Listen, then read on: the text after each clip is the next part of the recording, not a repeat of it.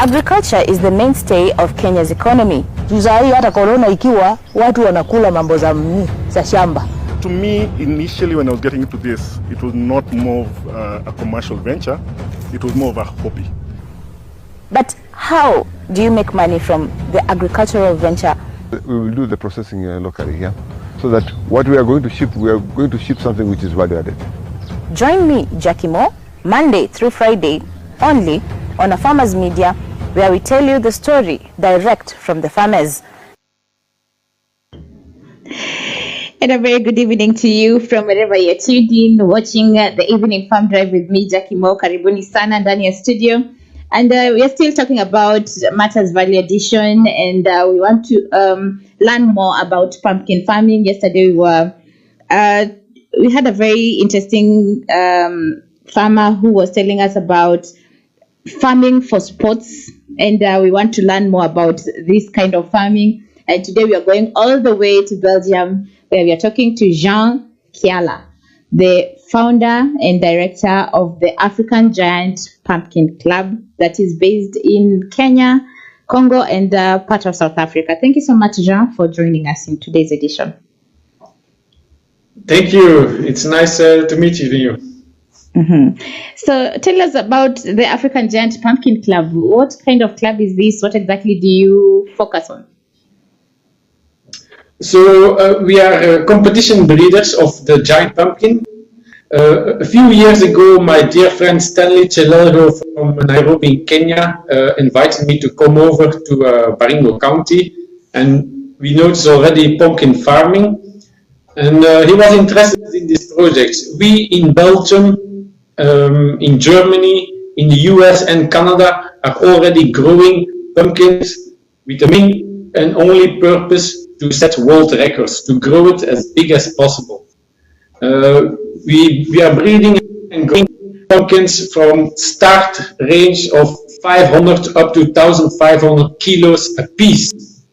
And that's the main reason why we started in Africa. We want to bring an African world record to the scene, and that's why we introduced many African farmers, Congo and South Africa, to join this international competition. We have only one dream, and that's entering our name in the Guinness Record. Very interesting. And probably tell us a bit about the Africa Giant Club. When was it formed? How many participants do you have already? How many followers do you have?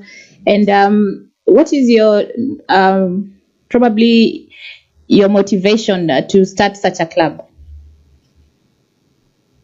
So it all started basically as a joke. A few fans here, me, a few family members in Congo, 3 farmers in South Africa, and we said, let's import seeds from Belgium. Since I'm native Congo, Belgium, trip to Belgium, I will bring a few of those seeds and we will try them out in Congo first. It seems they were not growing as in America or in Belgium records, but we still managed to have 500 kilos each. Then we started spreading seeds to friends in Uganda and in South Africa, and at the moment we are a small club with 20 members. With our dear friend Stanley in Nairobi, we are 21 members, and we to establish in Kenya also a local club. Now, these are a little bit pricey and hard for farming, so it's not for every regular farmer to start with it. They should do very good research about this sport. It's actually not really farming it. I will call it the same.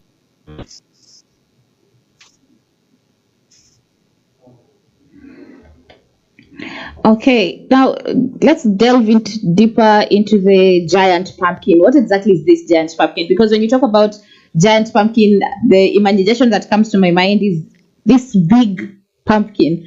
So what variety is it and how does it look like? So many Kenyan farmers will already have heard about the Atlantic giant pumpkin, Curcuma maxima. This is a strain coming originally from South America, which is already popular in agriculture farming. The competition seeds, which we are using for the World Championships, is actually a strain developed from that Cucurbita maxima or Atlantic giant.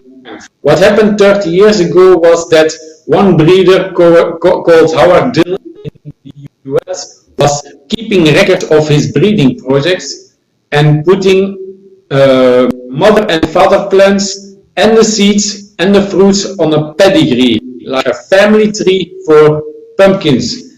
And by improving over a time period of 30 years, his pumpkins became bigger and bigger, his genetic structure of the seeds became bigger, and that's why it now surpassing his original mother, the Atlantic pumpkin.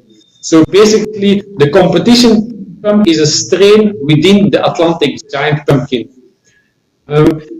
Every Atlantic giant pumpkin could be also, if it is properly record keeping, after a few years or basically a few decades, it can also turn out to become big. It's not the same thing. This is already genetic proven for 30 years, and that's why it becomes bigger and bigger every year. So, for example, if a world record breeder is growing over 1,500 kilos, next year he continues to work that seed, and every year the pumpkin will gain 10, 20, up to 100 kilos.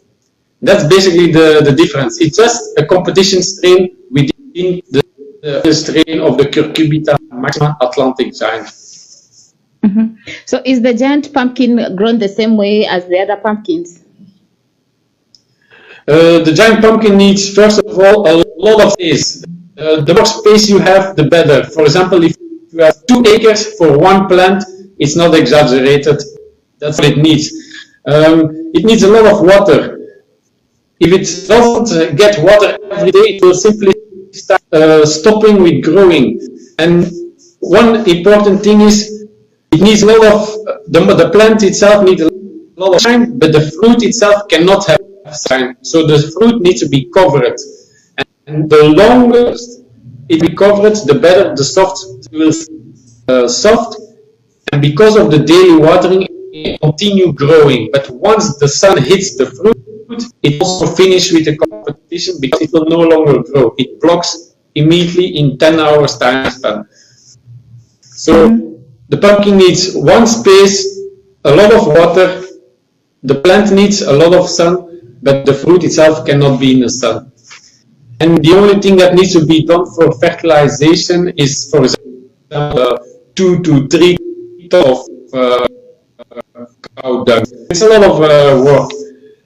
Also, there can be no single little seedling of bad weeds standing in the field. It needs to be pure black soil, so everyday weeding is important because the oxygen is in direct, the bad weeds are in direct oxygen competition with the pumpkin. Mm-hmm. Now, assuming one pumpkin crop can produce probably close to like 2 to 5 fruits, how many fruits does the giant pumpkin produce, and how do farmers maintain that crop for it to gain the amount of weight that it's supposed to be taken for the competition? So we are sowing the pumpkins just like a regular pumpkin. After a few weeks, we will see flowers with a few fruits hanging on it, and then the competition starts. What we do is we wait for the best fruits. We select from 5, we cut them until we have 2 or 3 leftovers, and then at the end we continue only with 2 because one can rot, animals can encroach on your fruit, it can be aborted. So you always need to have like 1 reserve or 2 reserve fruits. Once the fruits start reaching like, let's say 20 kilos, then we need to decide which fruits we're gonna keep and cut off the remaining fruits. So we really go with 1 fruit per plant. And that's the moment where the plant's really gonna take over your plot of land, like for example 1 or 2 acres. So why do you remove the other fruits, for those people who don't know? Because they are in direct competition for weight gaining. So the more energy is going to 1 fruit, the bigger it will become. And if you have multiple fruits, then the energy of the plant is divided among all those fruits, and then it will never reach the same weight. Probably 100 kilos, maximum 200 kilos, but never 1,500 kilos. And what do the farmers do for the crop to grow faster? There are special formulas that, for example, in the US, they have like compost tea, which they spray over the land in combination with special fungus. Wait. Well, it can be fully ripe at 100 days. In cold countries, it can take up to 200 days. It all depends the sunshine, the temperature, and also the access of the water. So the warmer it is, and over a longer time period, the more it can grow. For example, in Belgium, the hot temperature starts in April and ends in September, so it's a shorter season compared, for example, to Kenya. If somebody in, let's say, Kerio Valley would start it and he has a plot near the Kerio River, he can start it all year round, and if he starts early, he can let his plant grow much longer. So there is a possibility to gain a bigger weight. Crop management? Crop management, like I said, weeding. That's the most important thing. If you see one tinkle seedling of green in your field, then it's already screwed, because you can only see one plant on a complete plot of 2 acres, and that's your pumpkin plant. So daily weeding, plant, the branches of the branches or the runners, like we call them in Belgium, you need to protect them as well, because they tend to wave to the air, they climb in the air, so you need to bring them back to the soil and cover them a little bit with stones or rocks. Another good thing is to add hay around the plants. And then the most important thing is, because your fruit is growing, the soil around the pumpkin needs to be low down, so your pumpkin needs to actually grow on a little hill, a little mountain where you put your pumpkin on. What we do is we put, for example, also cardboard below our pumpkin to avoid fungus of the soil entering our pumpkin. In other countries, people who have, for example, a small garden and who are not able to pick up their pumpkin at the end of the season by lorry, because that's what you're going to need, a lorry with a crane, they put it, for example, on a wooden pallet, and then they can lift it up with a forklift truck.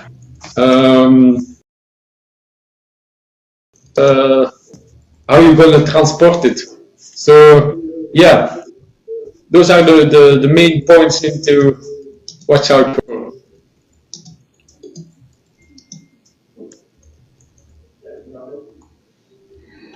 Very, very interesting insights there that you're learning today. Probably talk about what do farmers need to do for their crop to grow faster, and also talk about how long does a pumpkin, the giant pumpkin, take for it to grow to maturity.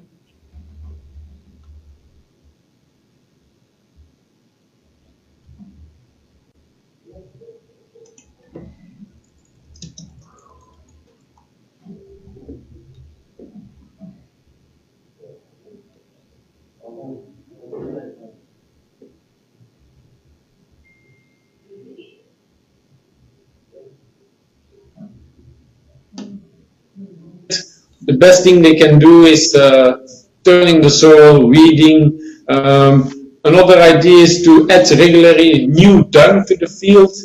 But the most important thing to have big crops in general is to get oxygen. And oxygen you can only get by rotating every year your crops that you are planting on your field, so never the same crops. If possible, 3 different crops in 3 different years, that's even better, or doing multiple crops on a field. What's also very good is leaves in the forest you find on the ground. You can also put it, mix it in the soil, or you can go get soil from the forest, from the trees. That's also very rich in organic nutrients and oxygen. So that's also something you can add. And yeah, compost. You need to have access to a lot of compost.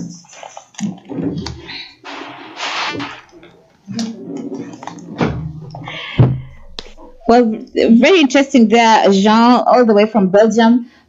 Do stay with us. We'll be taking a short breather. When you come back, we'll learn more about the African giant pumpkin and what products can come out of it and the benefits of farmers joining sports farming. That's a new thing that you're learning. The most words that you've been hearing is been practicing farming as a hobby. But today we're learning about sport farming. So do stay with us. Jean, don't go away. We'll be with you shortly to discuss more about pumpkin farming. Okay.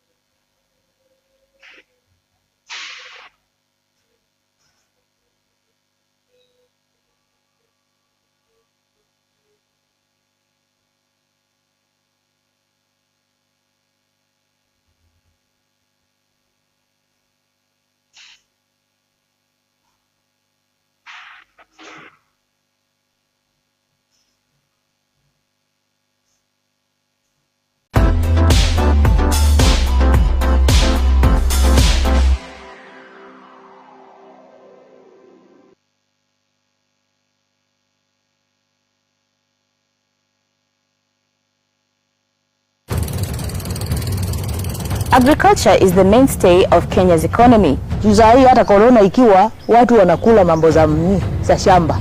To me, initially when I was getting into this, it was not more of a commercial venture, it was more of a hobby. But how do you make money from the agricultural venture? We will do the processing locally here, so that what we are going to ship something which is value added. Join me, Jackie Moore, Monday through Friday, only on Afarmers Media, where we tell you the story direct from the farmers.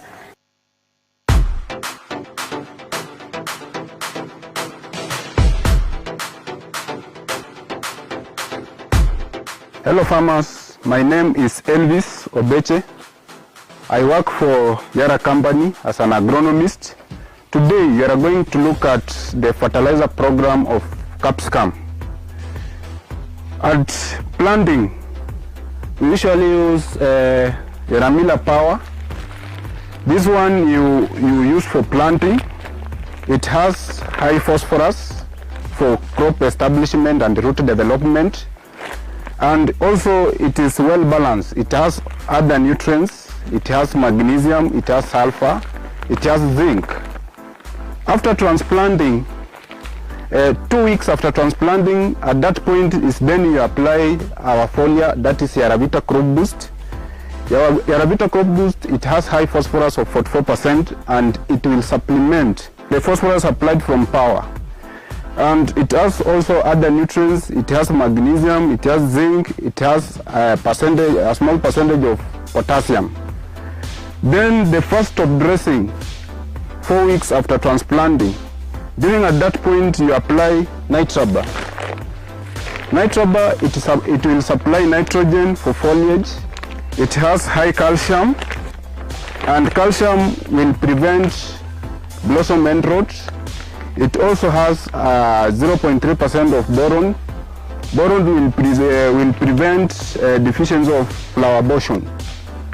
Then 6 weeks during that point, when we have your plant has started to develop the flowering, at that point is when you apply winner. Winner has high K. At that point, it will ensure that we have good production.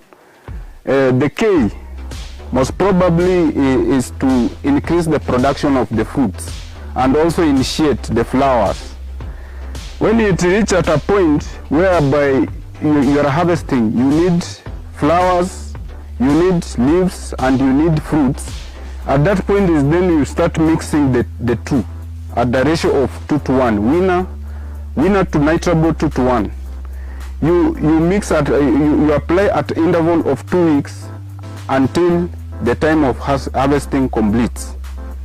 I want to show you farmers one of the products as the outcome of this application. This is capsicum. It's very healthy. Its weight is it has some good weight. So if you use this program, be sure of good products. Thank you very much.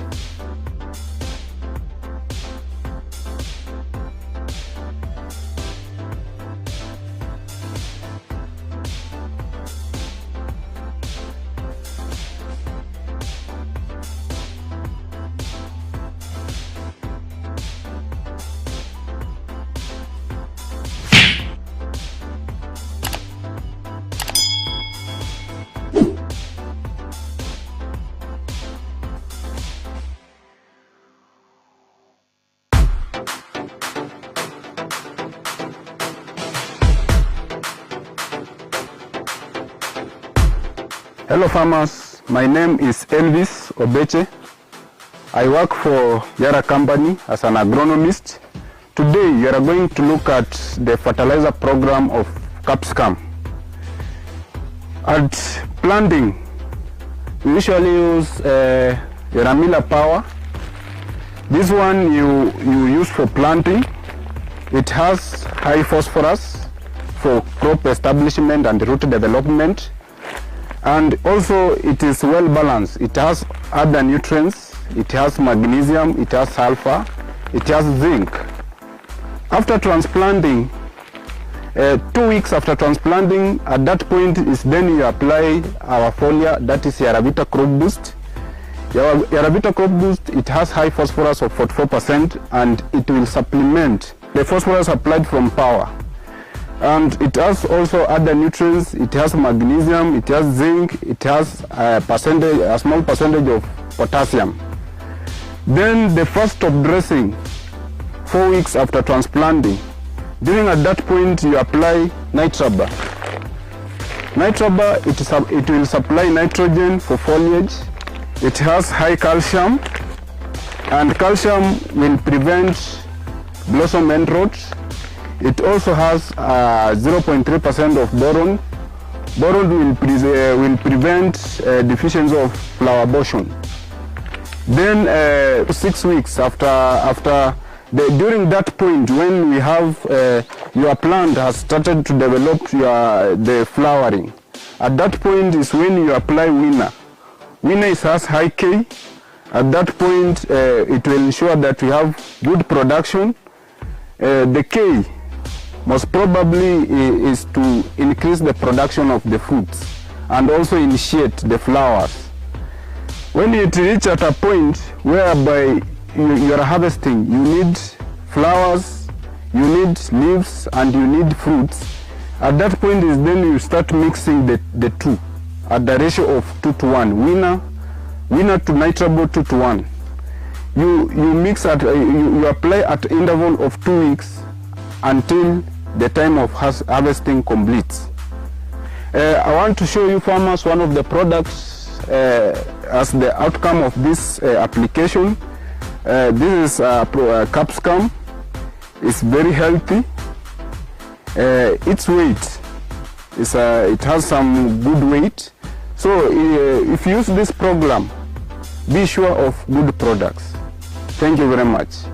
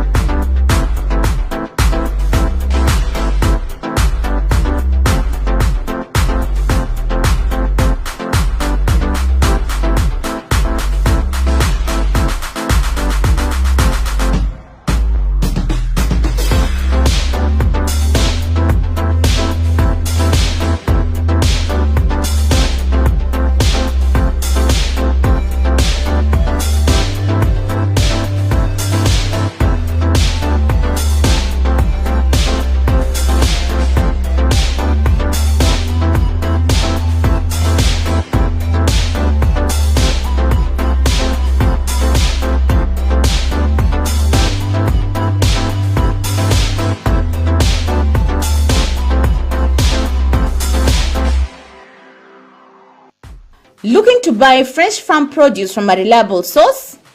Then look no further.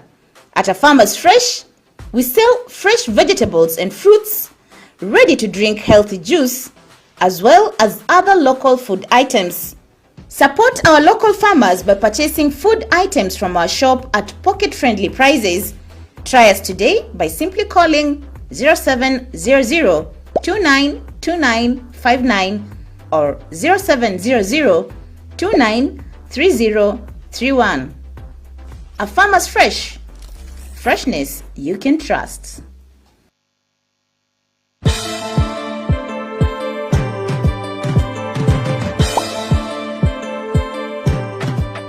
Hi, my name is agronomist Ocean Kevin, and here today I'm on a cabbage farm, and I will be taking you through some of the common pests that attack cabbages. And our focus for today will be aphids. As you can see, I have a leaf here which has been attacked by aphids. And what does aphids cause? They circle on the leaves and make it curl. Yes, it's stuck and it's turning white, meaning it's draining the sap from the crop, which is very dangerous for your crop. So the best control you can use against this, there is the chemical and biological. You can go chemical way, where you use any acetamiprid to spray, or biological way, you can use ash to remove them. There's the ladybugs which eat them too.